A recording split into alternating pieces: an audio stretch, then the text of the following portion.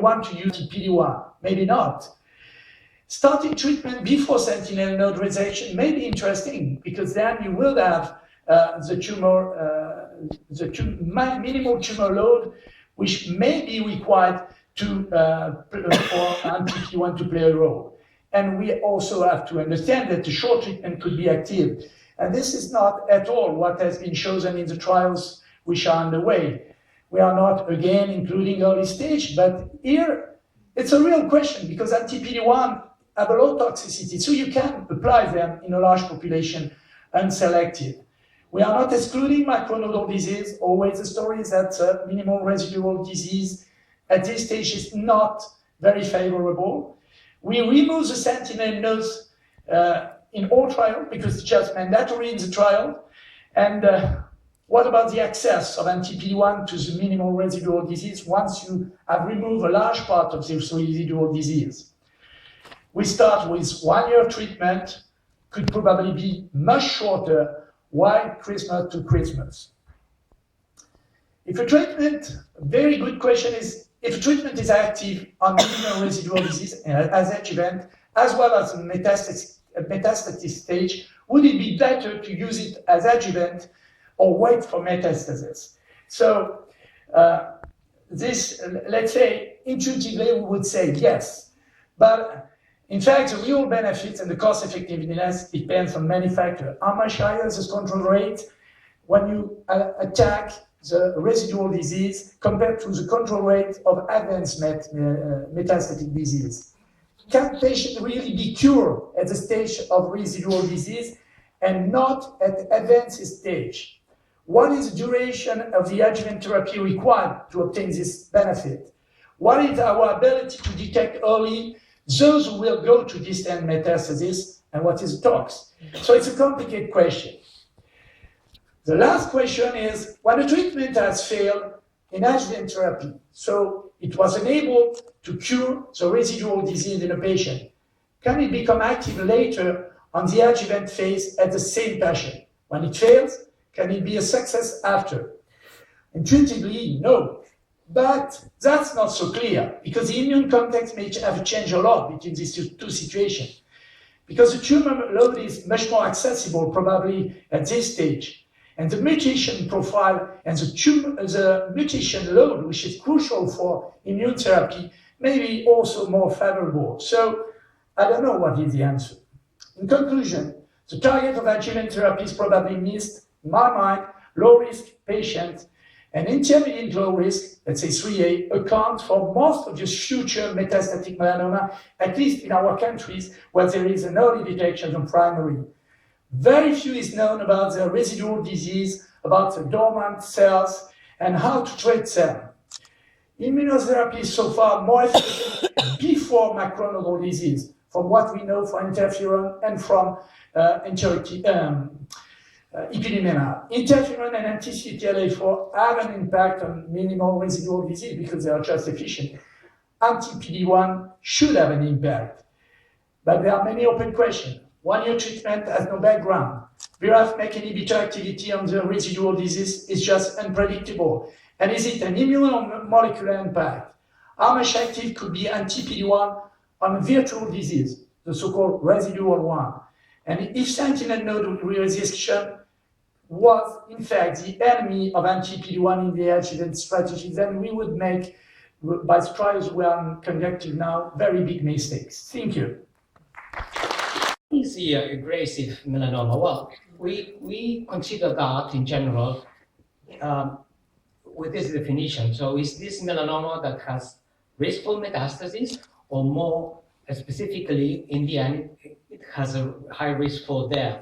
So this is what we use in general for this definition. But in the end, what we know about these tumors that have risk for producing metastasis as well? And I think that we have clearly data today to know better what are these aggressive melanomas. But what is so important? Of course, you see during this session that we can say that it's important to understand the biology of the melanoma, to identify these aggressive melanomas. to improve prevention strategies, of course, to give accurate prognosis information to our patients, to adapt the follow-up strategies that are not always are so efficient, and of course to select patients for adjuvant treatments. But in the end, what we are using is this. So based in anatomic factors, we consider that thickness is predictive, and it is, of course, of the prognosis of the patient. But see this tumor, so it's a melanoma with a vessel thickness of 1 millimeter, so it could be considered a thin melanoma, but very aggressive melanoma with very fast growth and metastasis in the patient, whereas this other tumor that is vessel thickness 4 millimeters, it should be more aggressive, it's not producing metastasis, and the patient is alive after 10 years. So this is not very specific and very good biomarker in these cases. And what we know about these tumors? Well, this is a lady with 71-year-old that we have under follow-up because she had a malignant melanoma years ago, and it's belonging to a familial melanoma, background with mutation in CDK2, so many risk factors for new melanomas. And this was the lesion that we had in this follow-up of the lady. She was not aware of that at all. But look at this. It was, for us, a suspicious lesion by dermoscopy, very clear in favor of melanoma, a nodular melanoma with this asymmetry of vascularization, and this is the histology, so nodular melanoma with this histology. This was in 2010, and this was the picture I showed you.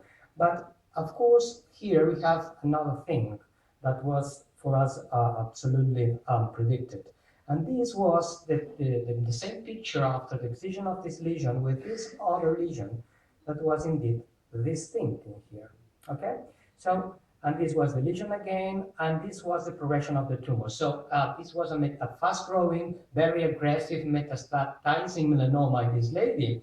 And of course, you can say, with this situation, with many fast-growing metastases in the skin, prognosis is really poor, and it's true.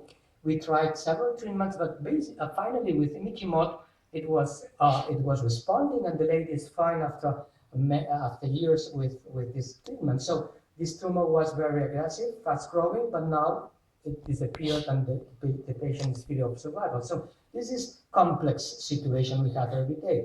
But one marker we have, and it's very simple, is the growth rate in melanoma. And this is predictive of the risk of this melanoma to induce metastasis, and fast metastasis in some cases.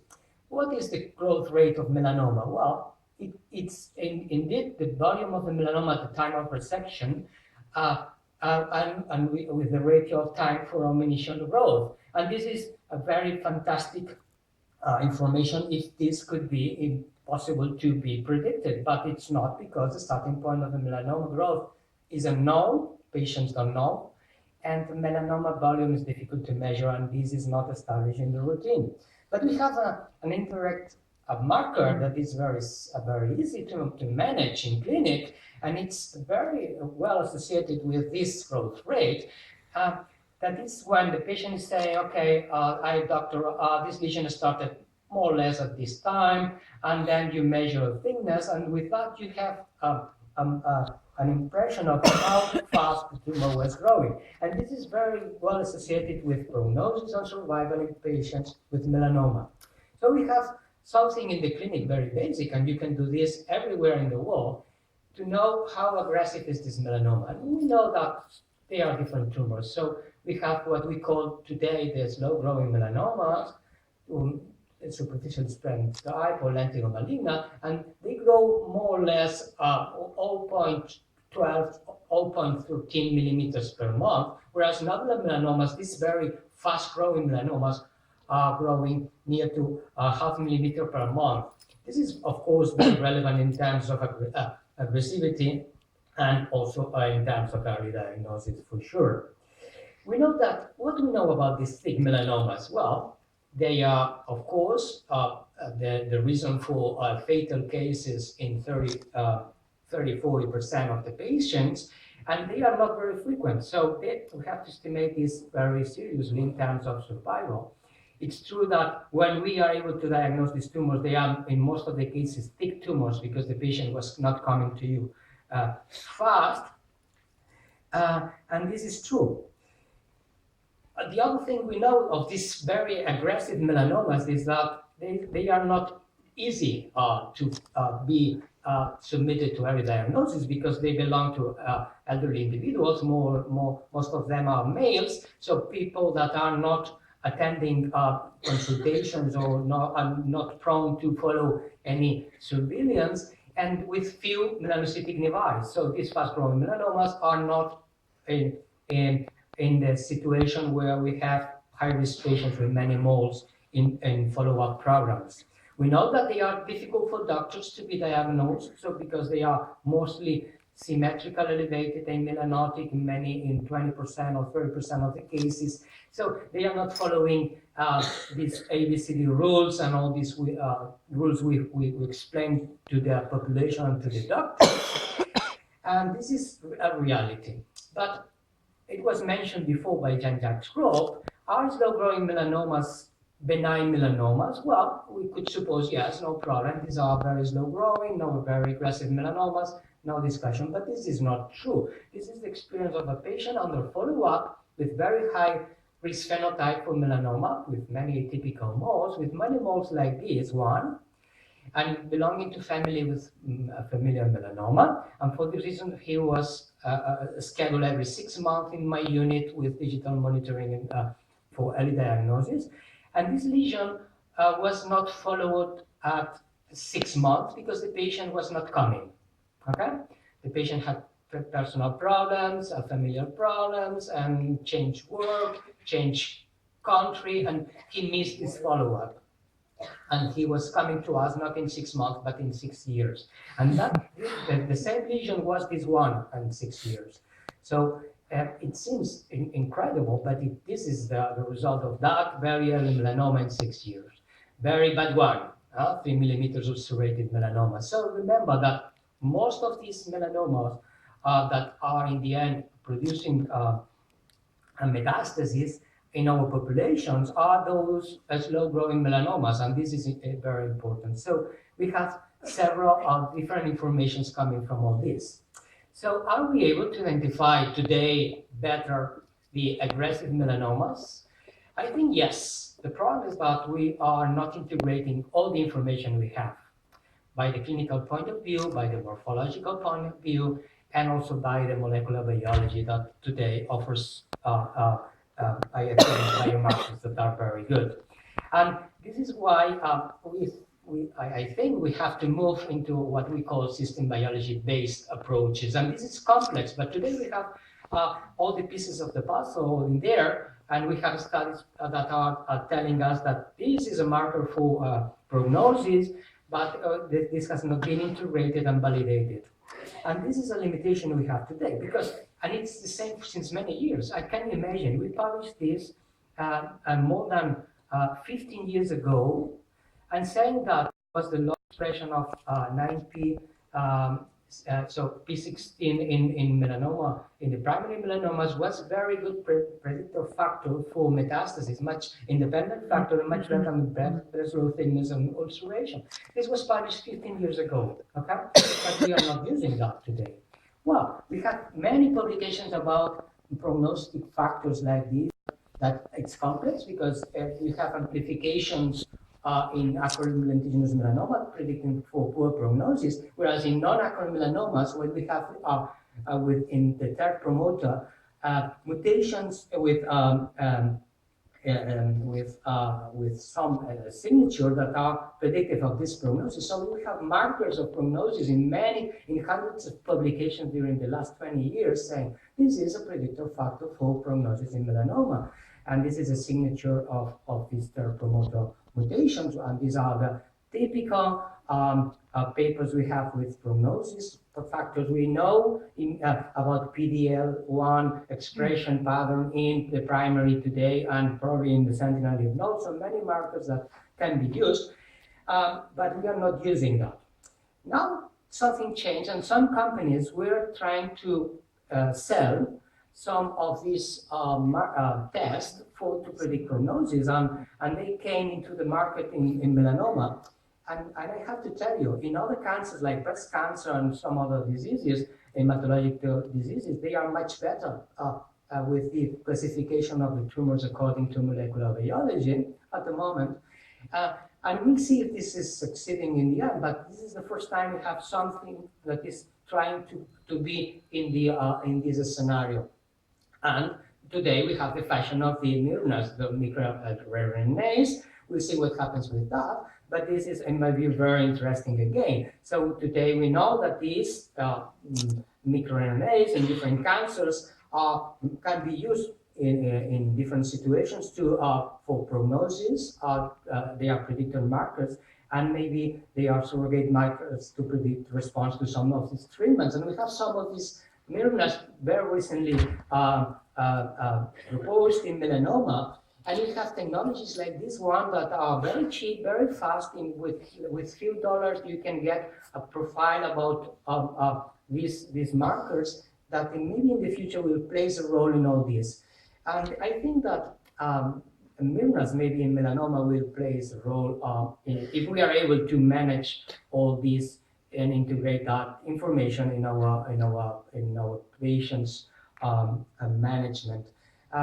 So my conclusion is that, of course, we have aggressive melanomas. Not every aggressive melanomas, considering the risk for dying of melanoma, are those that are thick melanomas.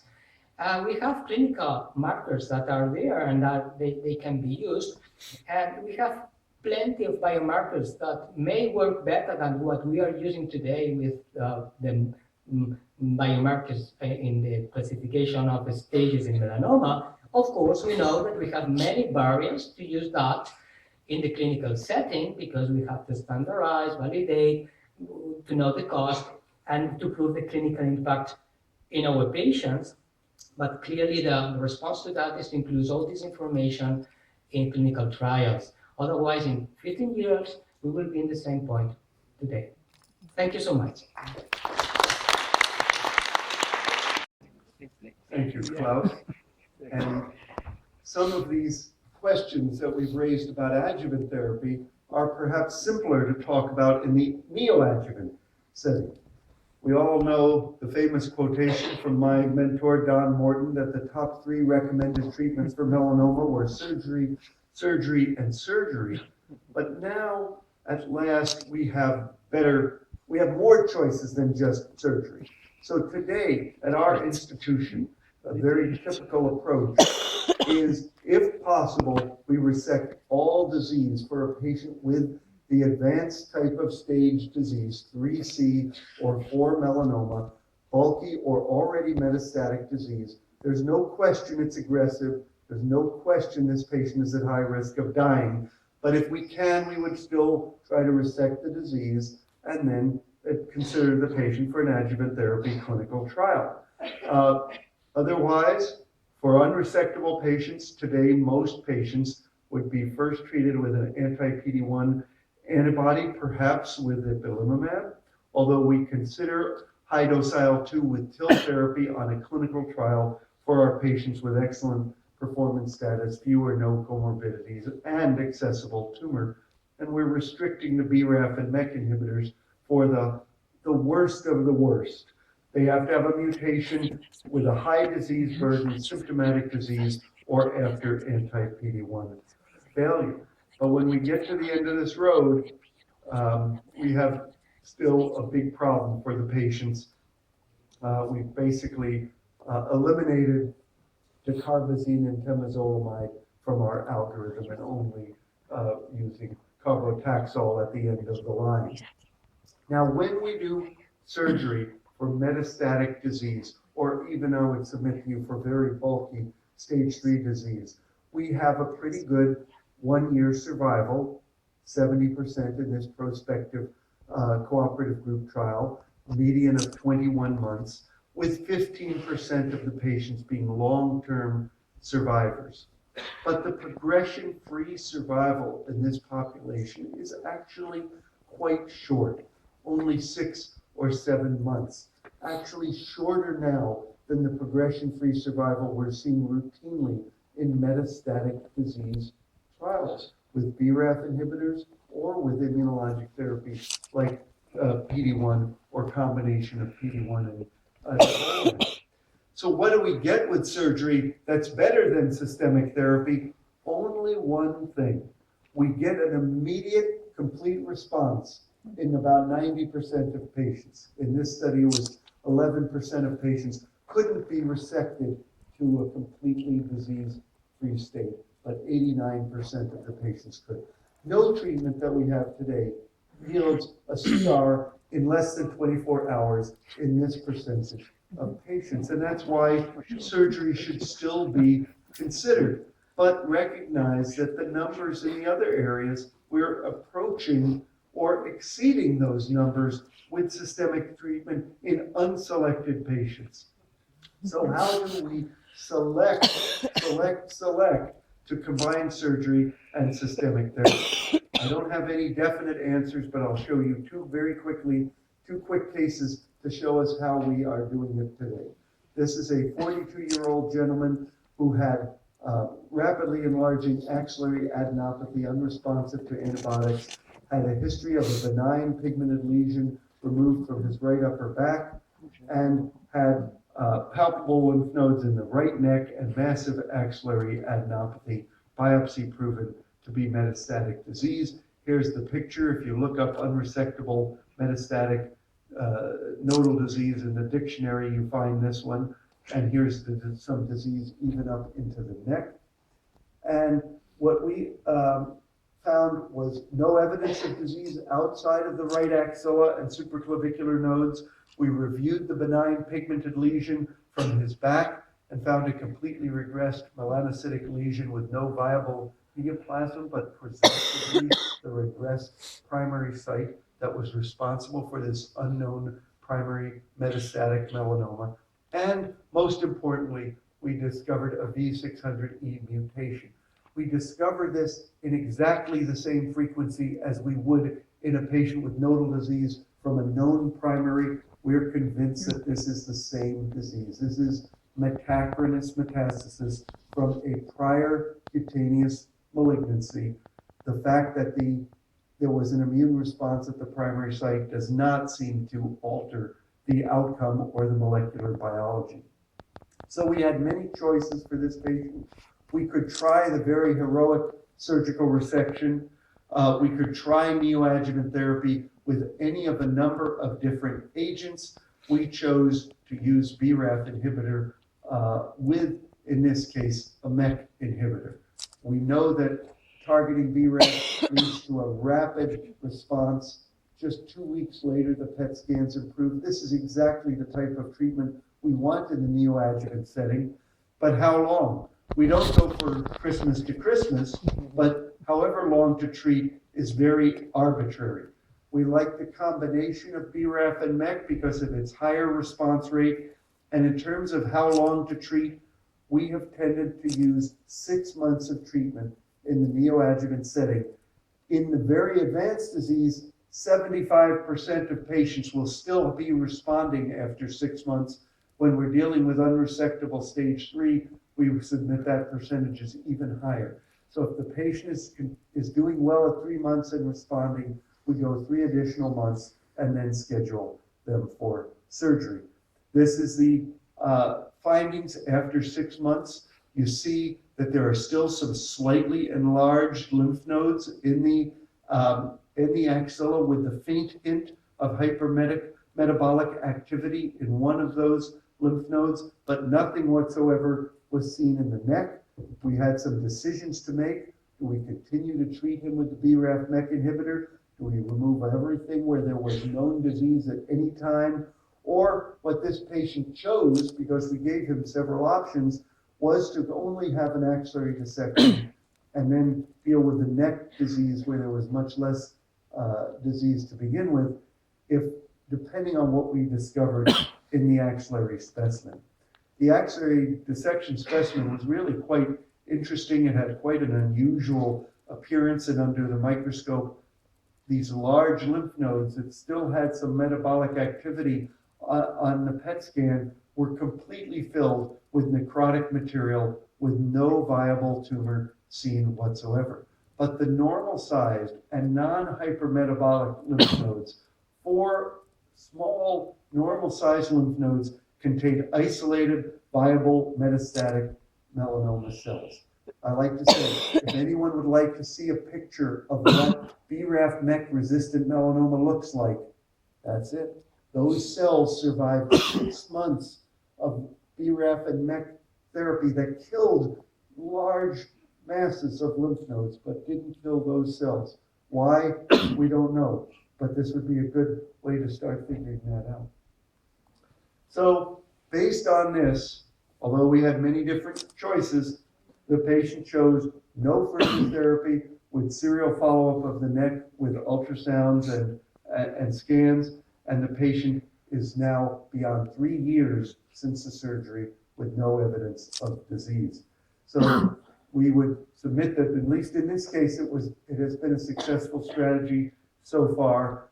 We were able to resect that residual BRAF MEK resistant tumor, and right now on no therapy, the patient is doing well. This is our Moffitt experience. It will be published very soon in Press in Melanoma Research. This is all patients we treated with stage 3 disease with a BRAF MEK inhibitor, and you see that the survival is very good.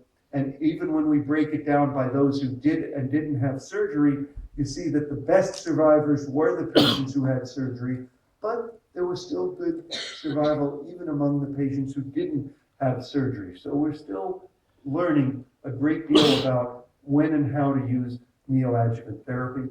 And I just want to close with a little vignette about something we know even less about, how to use anti-PD-1 antibodies in the neoadjuvant therapy in patients who are BRAF wild type.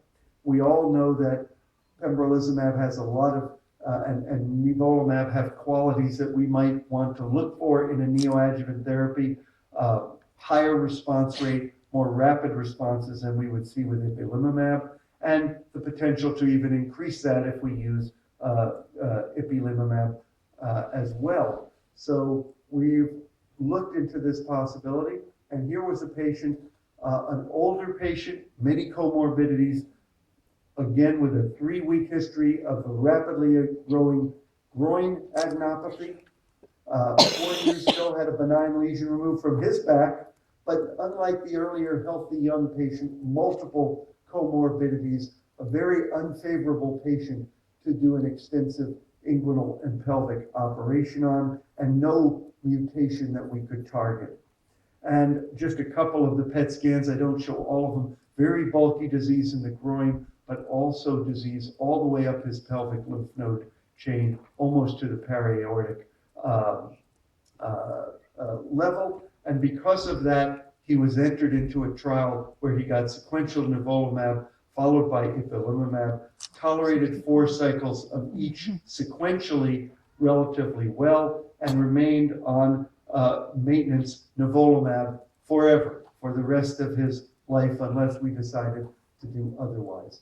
And we decided not to do otherwise in this patient. We've continued to follow him with scans, and every single scan, now almost 3 years later, the lymph nodes in the groin are a little better and a little better, and we haven't done anything. His comorbidities with each scan are a little worse and a little worse. So he's not more favorable to operate on. His tumor remains under control on therapy, and we have not done anything for him. So I'll conclude by saying surgery is not obsolete. Neoadjuvant therapy using BRAF and MEK targeted therapy for BRAF mutant patients, I think, should be used almost routinely. Patients with large tumor burdens, instead of worrying about the questions that we still have with adjuvant therapy, treat them first, shrink the disease, cure them, and then withhold adjuvant therapy for now. That's at least a potential strategy. Anti-PD-1 plus IPI is another potential strategy, even in patients with resectable bulky disease, and in some cases, patients might never need an operation. Then there are other patients in whom surgical gene therapy may be useful. Selected patients with unresectable disease where most tumors respond, but some tumors genetically do not respond, and the surgeon can remove one or two of the remaining lesions. But we still don't know how this strategy is going to compare to strategies of operate first and do adjuvant therapy later. And at Moffitt, we have some experience with anti-PD-1 antibodies in the adjuvant setting. And I'll just show the bottom line. Very, very good early results with adjuvant therapy, perhaps a little tiny bit more toxicity than we would see in the metastatic setting, but not prohibitive toxicity. So this is one reason why we're very, very excited about anti-PD-1 in the adjuvant setting. But still, a very legitimate question. Treat first, operate second, or operate first, treat second. These are questions we're simply going to have to identify, understand, and hopefully develop biomarkers and other ways to help us sort through that very, very challenging question. With that, I'll stop and thank you all for attending the session today.